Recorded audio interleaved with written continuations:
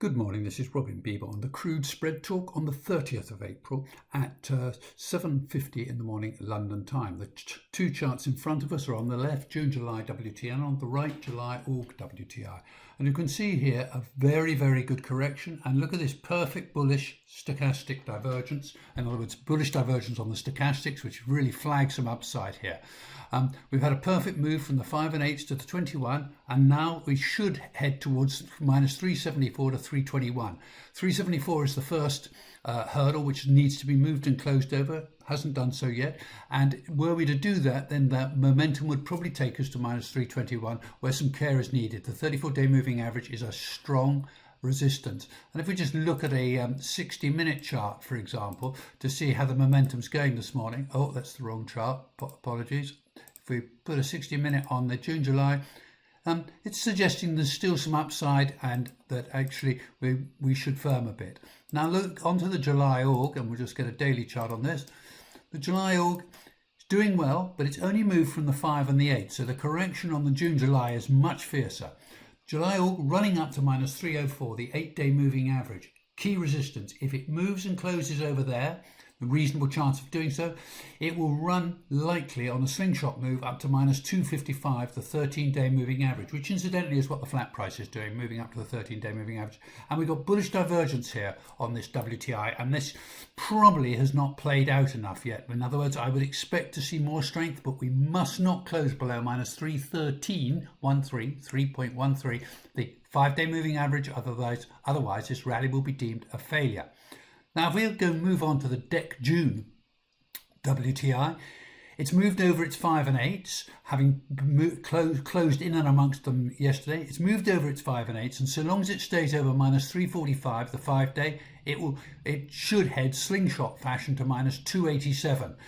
There's a hint of bullish divergence here, but this stochastic has yet to move positive. It nearly has. But if we look at the 60-minute chart for the DEC June, it's looking toppy, so be careful. I'm not saying it's not going high, but be careful. The next couple of hours may see some profit taking.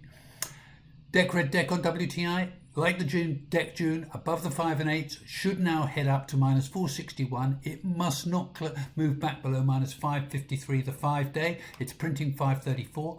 Then whilst it's above the 5 and 8s, should run up to the 13 at minus 461. And as I say, must not close back below the 5-day.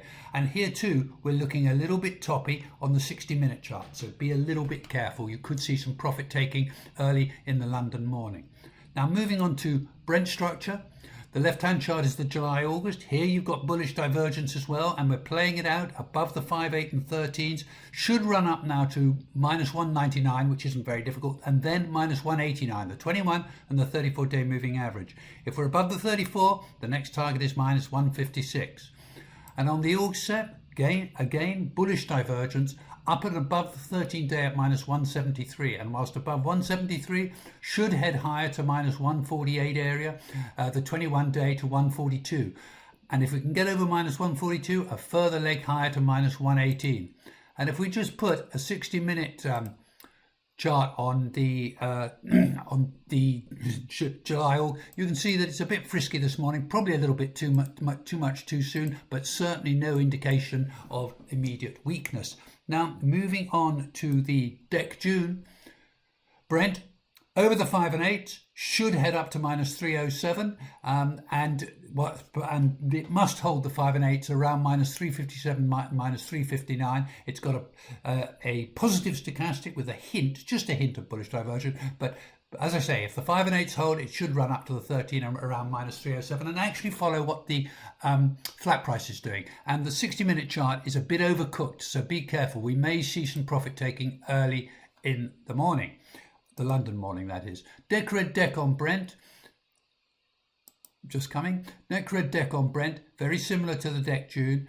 Over the 5 and 8s now, that are between 576 and 583. So long as they hold, the odds are a run up into the minus 5 zone, which is the 13-day moving average. I would expect this slingshot action to happen. But note on the left here that the 60-minute chart is getting a bit toppy, so don't be surprised by some weakness in the early London morning. It will probably come back later to try and push on higher. The overall view is that although we're running into on certain spreads into resistances, that the stochastic bullish divergence not across the board but on many of the contracts will be supportive, and the structure looks steady at the moment so long as the 5 and 8 day moving averages hold.